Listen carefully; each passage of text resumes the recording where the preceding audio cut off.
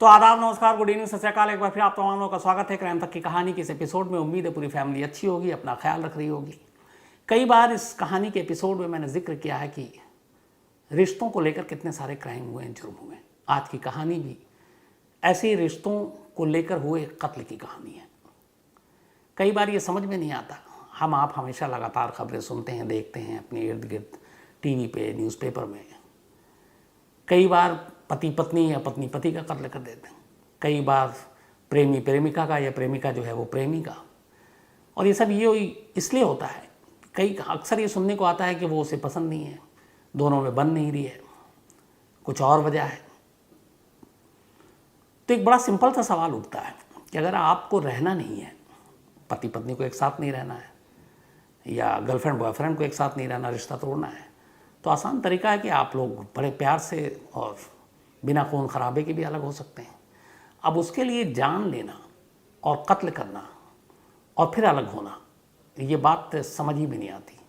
और फिर आप जिसके लिए अलग हो रहे हैं, एक नई दुनिया बसाना चाहते हैं और आपको पता है कि आप क्राइम कर रहे हैं, तो ये भी दिमाग में होना चाहिए कि पकड़े गए तो जिस वजह से हम कत्ल करने जा रहे हैं कि किसी और के साथ रहेंगे इसको मारने के बाद, तो फिर आप उसके साथ भी कहाँ रह पाओगे। आपको तो फिर सलाखों के पीछे जाना है, जेल जाना है, पूरी ज़िंदगी बर्बाद है। ऐसी कई कहानियाँ, जिसमें अभी हाल में जैसे एक कहानी आपको सुनाई, जो ट्यूशन पढ़ाती थी, अब उसका जब कत्ल हो गया, वो भी उससे शादी करना चाहती थी, वो ऑलरेडी शादीशुदा था।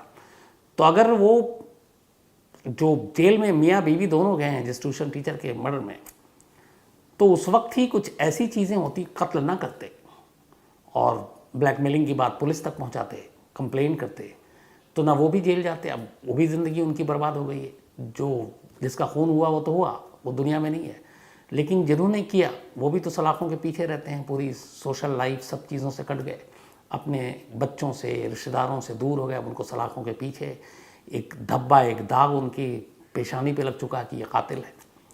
तो यही बात समझ में नहीं आती कि अगर दूरी बनानी है तो फिर कत्ल क्यों। आप और भी 50 तरीके हैं, आप डिवोर्स ले लें, आप एक दूसरे से रिश्ता तोड़ लें, बट आपसी समझौते के तहत कत्ल करना, जान लेना, ये कहीं से भी जस्टिफाई नहीं हो सकता।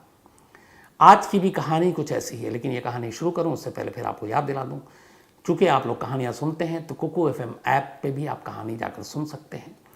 यहाँ पे तमाम तरह की कहानियाँ हैं, आपको मिस्ट्रीज़, कत्ल की कहानियाँ, क्रिमिनल की कहानियाँ, क्राइम की दुनिया की कहानियाँ, कॉमेडी की कहानियाँ, बायोग्राफी, हर तरह की जितने आप कहानियाँ सोच सकते हैं वो सारी कहानियाँ कुकू FM ऐप पे मिलेंगी।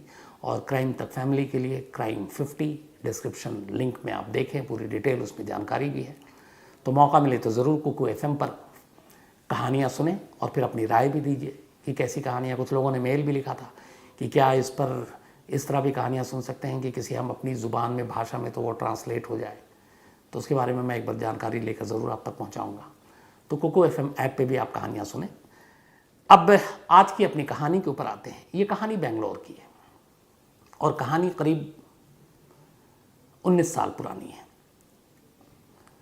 जैसा मैंने कहा कि रिश्तों को लेकर बहुत सारे कत्ल होते हैं, तो उसी तरीके से सोसाइटी, समाज या पद, अमीरी, गरीबी, पढ़े लिखे, ना पढ़े लिखे, इन लोगों का मतलब ये नहीं है कि यही लोग क्राइम करेंगे, ये नहीं करेंगे। क्योंकि आज की जो कहानी वो बेहद पढ़े लिखे फैमिली की कहानी है। बेंगलोर के एक नामी वकील की एक बेटी, जिसका नाम है शुभा शंकरा नारायण, करीब उम्र 27 साल शुभा की। बाप नामी वकील, अच्छी खासी इज्जत कानून की दुनिया में, और पिता के ही नक्शे कदम पर चलते हुए वो भी वकालत करना चाहती थी। बाकायदा उसने BMS कॉलेज में लॉ की पढ़ाई की, वहाँ पे कॉलेज में दाखिला लिया और लॉ की पढ़ाई करनी शुरू की। धीरे धीरे वक्त बीता। 2003, ये बात है दिसंबर की, और वो भी दिसंबर की तारीख, बल्कि नवंबर 2003, नवंबर 2003 में शुभा के पिता ने शुभा का रिश्ता एक सॉफ्टवेयर इंजीनियर से तय किया। उसका नाम था BR गिरीश। BR गिरीश 30 साल का एक नौजवान सॉफ्टवेयर इंजीनियर, वो भी अच्छे परिवार से। शुभा और गिरीश का परिवार पड़ोसी था, तो बचपन से दोनों परिवार एक दूसरे को जानते थे। शुभा को गिरीश के घर वाले जानते थे, गिरीश को शुभा के घर वाले जानते थे। गिरीश अच्छी खासी नौकरी कर रहा था, इंटेल में जॉब करता था वो, बेंगलोर में, सॉफ्टवेयर इंजीनियर। तो घर वालों ने, खासतौर पर शुभा के पिता ने कहा कि ये रिश्ता अच्छा रहेगा, उनकी बेटी के लिए अच्छा लड़का है। उन्होंने गिरीश के साथ 30 नवंबर 2003 को एंगेजमेंट कर दी, सगाई, और शादी अप्रैल 2004 में होनी थी।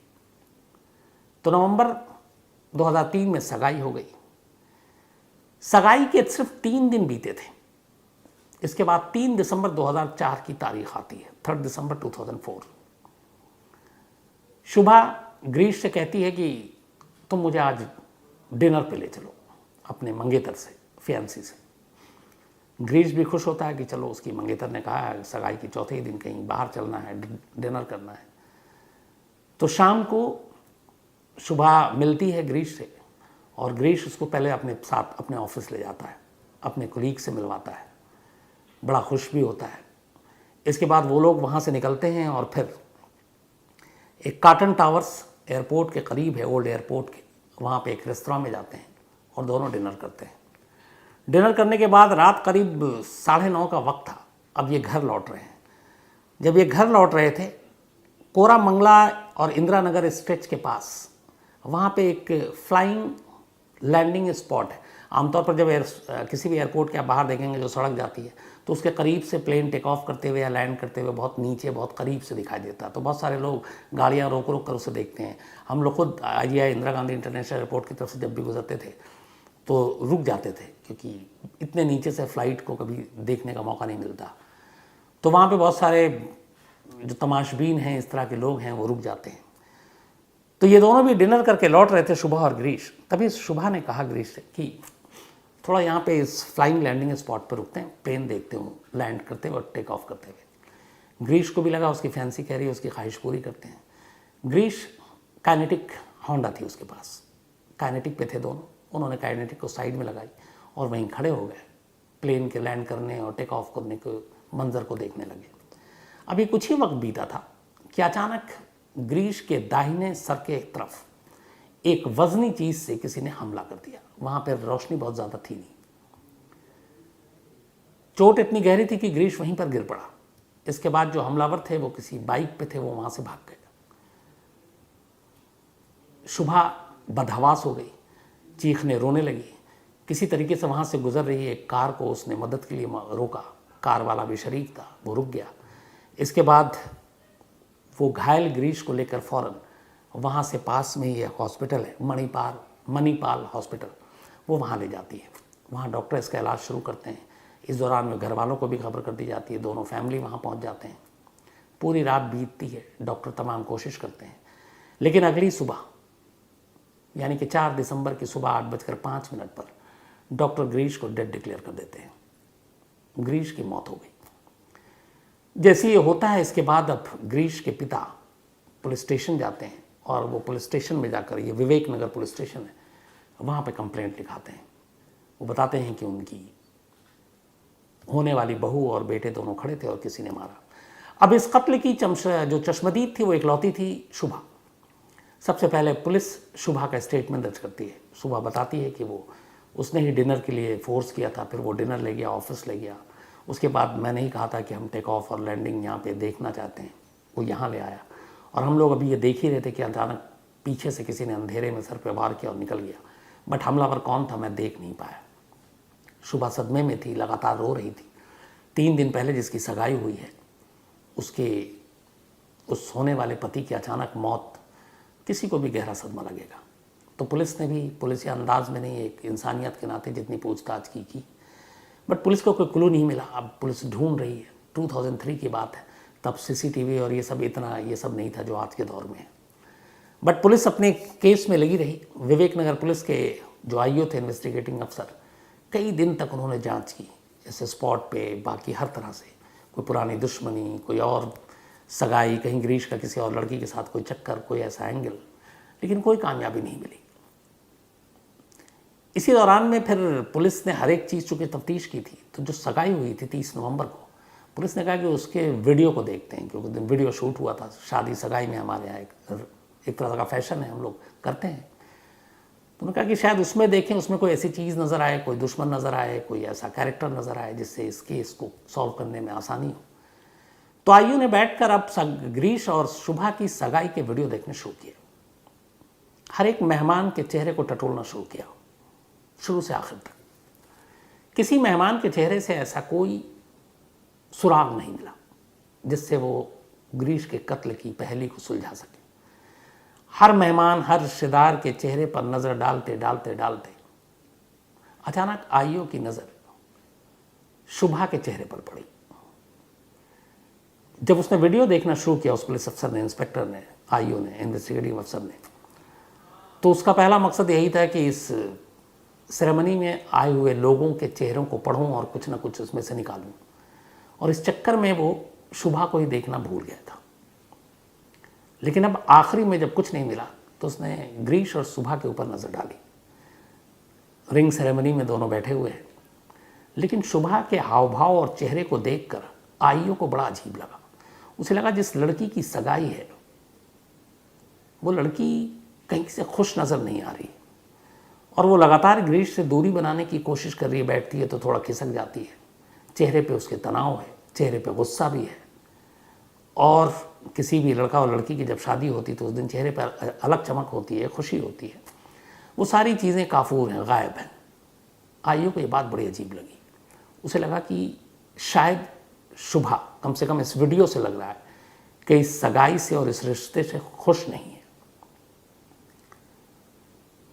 अब लेकिन ये सिर्फ एक आकलन था, अंदाज़ा था, हकीकत में क्या था नहीं मालूम। लेकिन आईओ को कहीं ना कहीं शुभा पे थोड़ा सा डाउट हुआ। अच्छा, 2003 के ज़माने में उस वक्त ये जो मोबाइल, जो CDR कॉल डिटेल हम रिकॉर्ड की बात करते हैं, मोबाइल से लोकेशन की बात करते हैं, ये बड़ा नया नया था। आमतौर पर पुलिस इसका यूज़ नहीं करती थी, कॉल डिटेल रिकॉर्ड का, या फिर मोबाइल से किसी केस को सॉल्व करने का। ये चीज़ें थी ही नहीं हमारे सिस्टम में। ये तो बहुत 2010 के बाद रफ्तार पकड़ी। अब तो खैर किसी भी केस में सबसे पहले आप मोबाइल ही सबसे बड़ा सबूत और सुराग बन जाता है। 2003 में ये बात नहीं थी। लेकिन जब वीडियो देखा तो उसके बाद लगा कि शुभा के ऊपर कुछ डाउट हुआ। लेकिन अब इस डाउट को और आगे कैसे क्लियर करें। वो जो आईओ थे वो नए नए टेक्नोलॉजी के भी सेवी थे, टेक्नोलॉजी में उनका इंटरेस्ट था। शुभा और उसका परिवार पढ़ा लिखा अमीर, पिता उसके नामचीन वकील, शुभा के पास भी मोबाइल। तब आईओ ने कहा कि शुभा के मोबाइल के कॉल डिटेल रिकॉर्ड को खोलते हैं और इससे कोई जानकारी मिलेगी।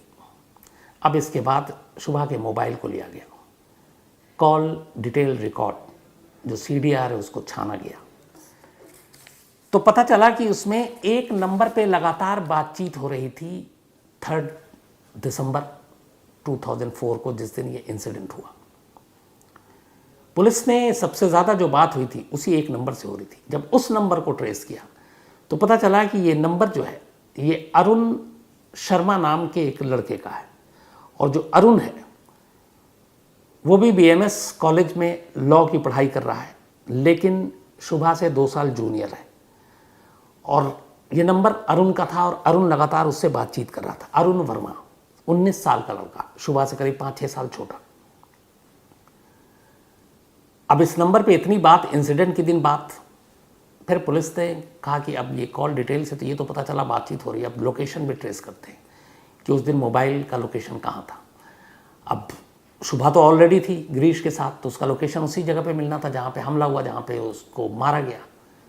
लेकिन जब अरुण वर्मा के मोबाइल के लोकेशन को खंगाला गया तो पता चला कि उसका लोकेशन भी उसी जगह के आसपास था। अब पुलिस को यकीन हो गया कि ये लोग वहाँ थे, हमलावर इन्हीं में से कोई है। इसके बाद पुलिस ने अरुण वर्मा को पूछताछ के लिए बुलाया। अरुण वर्मा ने कहा कि मैं उस वक्त इस शहर में ही नहीं था। पुलिस ने उससे पूरी पूछताछ की। अरुण वर्मा ने इनकार किया। पुलिस को उस वक्त ये भी लगा कि पता नहीं मोबाइल के लोकेशन और ये कॉल जो CDR है अदालत में मानी जाएगी भी कि नहीं, क्योंकि तब तक ये सब चीज़ें बने, जैसा बताया, हमारे सिस्टम का हिस्सा नहीं हुआ करता था इतने बड़े पैमाने पे। तो पुलिस को लगा पकड़ लूँ और अदालत कहे कि ये क्या बेवकूफ़ी है, एक मोबाइल के भरोसे आप किसी को कातिल थोड़ी ठहरा सकते हैं, तो बेइज्जती होगी। आईओ होशियार था, उसने अरुण वर्मा को पूछताछ करने के बाद छोड़ दिया, बोला जाओ। अरुण वर्मा बाहर निकलता थाने से। इस दौरान में दोनों मोबाइल को आईओ ने रिकॉर्ड पे लगा दिया। वो और पुख्ता सबूत चाहता था। अरुण वर्मा पुलिस स्टेशन से बाहर निकलता है। बाहर निकलते वो पहला कॉल शुभा को करता है कहता है आज मुझे पुलिस ने बुलाया और ऐसे से पूछताछ की। शुभा कहती तूने कुछ बताया तो नहीं? कहता नहीं मैंने कुछ नहीं, मैंने तो घुमा दिया, मैं तो था ही नहीं शहर में। मुझे लगता, उसने लगा कि पुलिस को तुझ पे यकीन है। उसने कहा हाँ मुझे लगता है मेरी सारी बातचीत से यकीन हो गया है। जब ये बातचीत हुई और रिकॉर्डिंग आई, पुलिस के सामने तस्वीर क्लियर हो गई। इसके बाद पुलिस सीधे शुभा को उठाती है। हालांकि शुभा को उठाना बिना सबूत के भी एक मुश्किल काम था, क्योंकि उसके पिता एक नामचीन वकील थे। लेकिन खैर पुलिस शुभा को उठाती है। उसके बाद उसके सामने सारे सबूत रखती है। कहती ये रहा तुम्हारा लोकेशन, ये तुम्हारी बातचीत और ये अरुण वर्मा का लोकेशन। इसके बाद अरुण वर्मा को उठाया जाता है। अरुण वर्मा थोड़ी ही देर में टूट जाता है। 19 साल का लड़का लॉ की पढ़ाई कर रहा है। पता चलता है कि शुभा अरुण वर्मा से प्यार करती थी और दोनों का रिश्ता करीब 2-3 सालों से था। कॉलेज में जूनियर था। शुभा अरुण वर्मा से शादी करना चाहती थी, अरुण भी शुभा से शादी करना चाहता था। लेकिन फिर अचानक शुभा के पिता को इन दोनों के अफेयर के बारे में पता चल गया। जैसे ही पता चला, शुभा के वकील पिता ने फौरन आनन फानन में अपने पड़ोसी ग्रीश के साथ शुभा का रिश्ता तय कर दिया और 30 नवंबर को दोनों की सगाई कर दी। शुभा इस सगाई से खुश नहीं थी। हालांकि ग्रीश एक अच्छा खासा पढ़ा लिखा, अच्छा कमाने वाला सॉफ्टवेयर इंजीनियर इंटेल जैसी कंपनी में। लेकिन शुभा को ग्रीश की सादगी, उसका सिंपल लाइफ स्टाइल ये पसंद नहीं था। उसे थोड़े हाई फाई लाइफ, थोड़ा किक जिसमें कहते हैं आए, तो उस तरह की ज़िंदगी पसंद थी। उसे लगा कि ग्रीश जैसा शख्स उसकी ज़िंदगी के लिए उसमें फिट नहीं है। बड़ी सिंपल लाइफ है उसकी, बड़ा सिंपल रहता है, सादगी है, कोई शोशेबाजी नहीं है, और उसे ये सब पसंद नहीं था। उसे पसंद था अरुण वर्मा। उसने पिता के दबाव में सगाई तो कर ली, लेकिन कहते हैं कि सगाई के दिन जो उसकी ब्यूटिशियन थी, जो उसका मेकअप करे थे, उसने कहा था कि मैं इसके साथ शादी नहीं करूँगी, शादी से पहले ही भाग जाऊँगी, ऐसे मार दूँगी। ये सब बाद में गवाही में आई। तो जब शादी नहीं करनी थी, सगाई हो गई। सगाई के बाद शुभा लगातार परेशान थी। अरुण वर्मा से उसने बात की। 3 दिसंबर 2004 को अरुण वर्मा, शुभा और अरुण के कज़न और उसका एक दोस्त, 4 लोगों के बीच 76 टाइम्स कॉल पे बात हुई, मोबाइल पे। ये सारे रिकॉर्ड आए। और उसके बाद शुभा ने कहा कि अब ये सगाई तभी टूटेगी जब ग्रीश इस दुनिया से निकल ले। अरुण वर्मा तैयार हो गया। अरुण वर्मा ने अपने कज़न को इसके साजिश में शामिल किया और एक दोस्त को।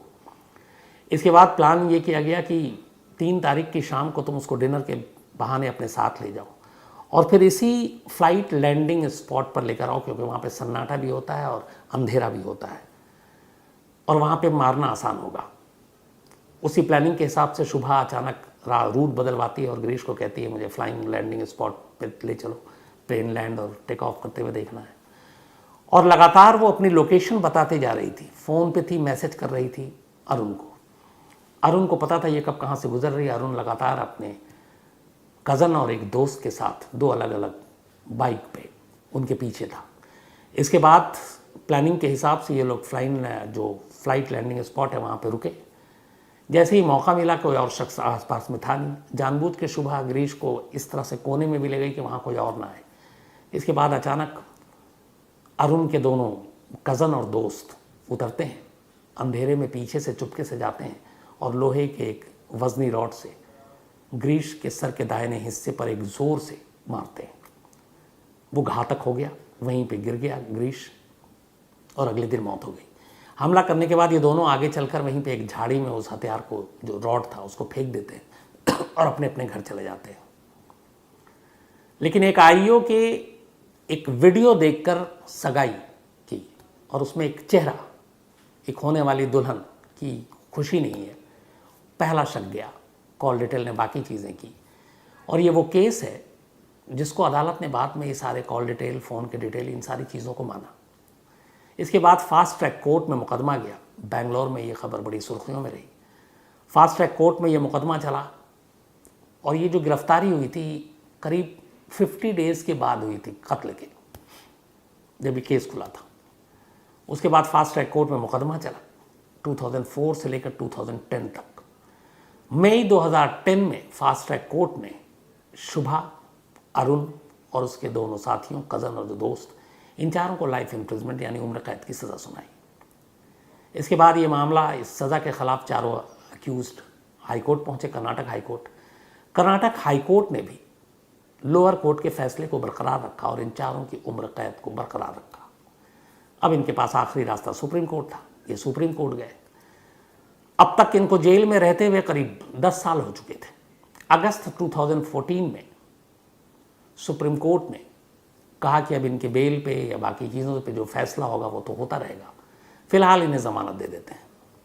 अगस्त 2014 में शुभा, अरुण, बाकी लोग ज़मानत पर बाहर आ गए और अब भी ज़मानत पर बाहर है।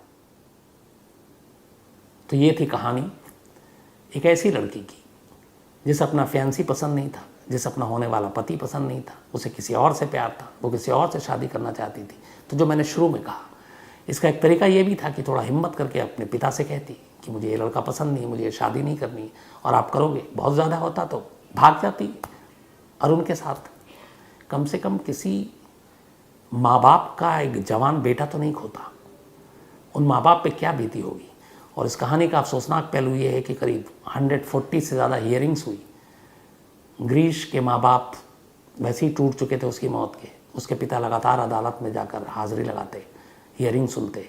उन्हें बस एक ही उनकी तमन्ना और दुआ थी कि उनके बेटे के कातिलों को कड़ी से कड़ी सज़ा मिले। लेकिन जब अदालत ने फैसला सुनाया उम्र कैद, उससे पहले ही उनके पिता की मौत हो गई थी सदमे की वजह से। तो बेटा बेवक्त जिसकी जान ले ली, पिता सदमे में चल बसे, पूरा घर उलट पुलट होकर रह गया। और किसकी वजह से? एक लड़की की वजह से। उसे नहीं करनी थी शादी, नहीं करनी थी सगाई, तो साफ मना कर देती। ग्रीश से भी शेयर कर सकती थी, हो सकता था ग्रीश ही उसके घर वालों को समझा देता। लेकिन अब वो कातिल हो गई। जिसके प्यार में उसने कत्ल किया वो भी कातिल बन गया। और अब दोनों एक ठप्पा लगा हुआ जिनके ऊपर कत्ल का वो दाग है वो भी लग गया है। तो मालूम नहीं लोग ये सब करने से पहले ऐसा सोचते क्यों नहीं है। तो ये थी अफसोसनाक कहानी। और इस कहानी की फरमाइश की थी, खासतौर पर मैं बताऊं कि भारती चिम्मद, ये मेलबर्न में है भारती, और इन्होंने बहुत ज़माने से इस कहानी के बारे में फरमाइश की थी। तो आज ये पूरी हुई। Thank you so much Bharati ji, आपकी वजह से बाकी क्राइम तक मैं फैमिली मेम्बर ने भी ये कहानी सुनी। तो मैं वापस आ गया, लेकिन इस बार कपड़े भी चेंज हो गए। टी शर्ट थी, अब शर्ट में आ गया, और उसकी एक वजह है, कहानी ख़त्म कर ली। उसके बाद मुझे एहसास हुआ कि अपना सिलसिला जो है वो बीच में रुक गया था। ना बर्थडे विश, ना एनिवर्सरी विश, ना आप लोगों के मेल जो इतनी मेहनत से मैं नोट करता हूँ, लाता हूँ, खुद से पढ़ता हूँ, देखता हूँ, तो छूट गया। और वो कहानी चूँकि रिकॉर्ड कर ली थी, अब वो टी शर्ट तो घर में है, तो आज यही पहन कर आया था घर से। तो मैंने कहा आप कपड़े चेंज हो जाएं, लेकिन दिल बदलना नहीं चाहिए। दिल, जज्बात, मोहब्बत वैसी रहनी चाहिए। तो कोई बात नहीं, कपड़े चेंज हैं लेकिन सिलसिला वही है। तो कहानी ख़त्म करूं उससे पहले सिलसिला जो मैं भूल गया था उसके लिए माफ़ी। आज शाइला, इनका जन्मदिन है, तो हैप्पी बर्थडे शाइला। और इंदु शुक्ला जी ने भेजा है कनाडा से। Thank you so much Indu Shukla ji, आपके मेल के लिए, आपके प्यार के लिए, और हैप्पी बर्थडे शाइला। इसके अलावा आज मुस्कान का भी जन्मदिन है, तो हैप्पी बर्थडे मुस्कान। और ये प्रिंस जी की पत्नी है। ईवान का भी आज जन्मदिन है, हैप्पी बर्थडे ईवान। और इकबाल के बेटे हैं, ये ब्रिस्बेन से भेजा है इन्होंने। रमेश चौहान कोल्हापुर से, इनका भी आज जन्मदिन है, हैप्पी बर्थडे रमेश। रश्मि ठक्करन, इनका भी आज जन्मदिन है, तो हैप्पी बर्थडे रश्मि। और इनकी मम्मी जो हैं लौंग लता, इनके बारे में इन्होंने लिखा कि हम दोनों जो हैं आपकी कहानी सुनते हैं और आप हम दोनों के लिए नींद की गोली है। तो थैंक यू वेरी मच रश्मि, एक तो तुमको हैप्पी बर्थडे, और मम्मी को भी मेरा हेलो बोलना, नमस्ते बोलना। रोहिणी मिश्रा जी का भी आज जन्मदिन है, तो हैप्पी बर्थडे रोहिणी। और लखीमपुर खीरी से हैं ये। मोनिका सोइन, इनका भी आज जन्मदिन है, हैप्पी बर्थडे मोनिका। और मनोज, याशिका और निखिल सोइन ने भेजा है। इसके अलावा मोहम्मद जैन, इनका भी आज जन्मदिन है, हैप्पी बर्थडे मोहम्मद जैन। और ये भेजा है इनके वालिद पिता फादर तौसीफ अहमद सिंधी जी ने। साथ में नेबराज शर्मा का भी आज जन्मदिन है, असम से, हैप्पी बर्थडे नेबराज। इसके अलावा पवन एंड श्वेता गंगवार, इन दोनों क्राइम तक फैमिली मेंबर हैं। अभी 4 मार्च को इनकी शादी हुई है, तो पूरी क्राइम तक फैमिली की तरफ से आप दोनों को शादी की बहुत बहुत शुभकामनाएं, मुबारकबाद। मिलजुल के रहिए, अच्छे से रहिए, नो लड़ाई झगड़ा। शुभम कुलूरकर हैं, और ये श्रीलंका में जो हालात आजकल चल रहे हैं उसके बारे में जानना चाहते हैं। श्रीलंका में इधर आप लगातार सुन रहे होंगे महंगाई बहुत हो गई, और उसकी वजह ये है, जो मेरी समझ है जितनी, कि श्रीलंका में हर चीज़ महंगी हो गई है। कह रहे हैं कि वहाँ जो है वो दूध पेट्रोल से भी ज़्यादा महंगा है। चावल, दाल, घी, तेल, बिजली, गैस, सब्ज़ी, सब के दाम 10-10, 20-20, 50 गुना ज़्यादा हैं। लोगों के पास पैसे हैं खरीदने के लिए सामान नहीं है। अचानक असल में ये हुआ कि एक तो श्रीलंका में ऐसा क्यों हुआ, ये वहाँ पे सरकार ने इमरजेंसी भी लगाई, एक तो कुछ सरकार की पॉलिसी, दूसरा 2020 से कोरोना ने पूरी दुनिया में कोहराम मचाया। सबसे ज़्यादा असर इसका श्रीलंका पे पड़ा। श्रीलंका 3 चीज़ों की वजह से खुशहाल और ठीक ठाक रहता है। एक है चाय की पत्ती, चाय पूरी श्रीलंका में चाय से वहाँ से निकल कर दुनिया भर में बेचते हैं। मसाला, कपड़े, कॉटन श्रीलंका के बहुत फेमस हैं। तो ये सारी चीज़ें, और टूरिज़्म, उनका जीडीपी का 10% टूरिज़्म है श्रीलंका का। तो चाय, कपड़े, टूरिज़्म सब कोरोना खा गया। टूरिस्ट वहाँ आए नहीं, कोरोना की वजह से कहीं नहीं निकल रहे थे। चाय की इस पे भी असर पड़ा, कपड़ों की इंडस्ट्री पे भी असर पड़ा, और धीरे धीरे उनकी माली हालत बिगड़ती गई, कर्ज बढ़ता गया। विदेशों से बहुत सारा कर्ज ले रखा है, विदेशी मुद्रा जो है वो उनका धीरे धीरे कम होता गया। इन सारी चीज़ों ने मिलकर बदहाली पैदा कर दी। और अब आलम यह है कि वहाँ 13-13, 14-14 घंटे बिजली नहीं है, गैस नहीं है, खाने के लिए लोग 500-500 किलो रुपए शायद चावल बिक रहे हैं। तो उनके करीब 300 रुपये जो हैं वो $1 के बराबर है अमेरिकन। तो ये सारी चीज़ों ने वहाँ पे अजीब महंगाई कर दी है। कभी डिटेल में और भी मैं आपको इसकी कहानी सुनाऊंगा। इसके अलावा पारुल अमरदीप सिंह, ये सीटल यूएसए से हैं। थैंक यू सो मच आप दोनों के मेल के लिए, और मैं पक्का कभी आऊँगा तो ज़रूर हम लोग खाना खाने साथ चलेंगे। यूनुस सिकलिगर हैं, थैंक यू सो मच इनके मेल के लिए भी। और उन्होंने कहा कि काफ़ी कुछ क्राइम तक की कहानियों से इंस्पायर भी हुए हैं, कुछ या कुछ मुश्किल के वक्त आए। सब वक्त एक जैसा नहीं होता है यूनुस साहब, आज तकलीफ़ है तो कल अच्छे भी दिन आएंगे, इसलिए हमेशा सब्र रखें और भरोसा रखें ऊपर वाले पे। आंचल सिंह हैं, और ये एम्प्रेसी केस जो छत्तीसगढ़ की है उसके बारे में इन्होंने पूछा था कि कोई न्यूज़ चैनल इसको कवर क्यों नहीं कर रहा है। तो मैंने कई बार आपसे और भी कहा है कि न्यूज़ चैनल की भी अपनी अपनी प्रायोरिटी होती है। जंग है, बाकी चीज़ें हैं, पाकिस्तान में तक सत्ता पलट है, क्या है, तो कई बार ये सारी खबरें जो है वो किनारे रह जाती हैं। मैंने आपको कहानी में एम्प्रेसी केस के बारे में बीच में किसी दिन डिटेल बताई भी थी। हालांकि होना नहीं चाहिए, लेकिन क्या कीजिएगा, यही सच्चाई है। प्रीति मैकिनन है कनाडा से, thank you so much Preeti ji आपके मेल लिखने के लिए। सिद्धार्थ यलीगर हैं, और इनकी मम्मी भी जो है वो कहानियाँ सुनती हैं, बहुत फ़ैन है, थैंक यू सो मच आप दोनों का। और इसके अलावा संजीव कुमार सिंह हैं, एक कहानी की फरमाइश की है। जोईता दत्ता हैं, एक कहानी की फरमाइश इनकी भी है। कृष्ण वर्मा है पंजाब से, अब्राहम लिंकन की कहानी सुनना चाहते हैं। गौरव लूथरा हैं, सैन फ्रांसिस्को से, इन्होंने दावत दी है। इसके अलावा अरमान सिद्दीकी हैं, गोवा चर्च की कहानी सुनना चाहते हैं। मोहम्मद इरशाद खान ने 2 स्टोरी की फरमाइश की है। मदन राजपूत हैं, तुषार हैं महाराष्ट्र से। इसके अलावा राहुल मिश्रा हैं, एक स्टोरी की फरमाइश की है। और इनके भाई का एक चैनल है इंडिया पोल न्यूज़, तो आप लोग इंडिया पोल न्यूज़ ज़रूर देखिए। क्राइम तक फैमिली के मेंबर को हमेशा बढ़ावा देना चाहिए, एक दूसरे की मदद करनी चाहिए। तो राहुल मिश्रा जी मैं भी खोल के ज़रूर देखूँगा इंडिया पोल न्यूज़ में क्या क्या आता है। तो आज इतना ही कहानी में। आज की कहानी में ख़ास बात यह हो गई कि आपको मैं 2 अलग अलग कपड़ों में दिख गया। तो आइंदा हो सकता है ऐसा ना हो, और आइंदा हो सकता है कि ऐसा फिर कभी हो, तो दोनों सूरत में चलेगा। आपको वैसे भी कहानी से मतलब है, कपड़ों से क्या मतलब होना चाहिए। तो आज इतना ही कहानी में। अब आपसे मुलाकात होगी कल रात 9 बजे किसी नई कहानी के साथ। तब तक अपना ख्याल रखिएगा। Thank you very much.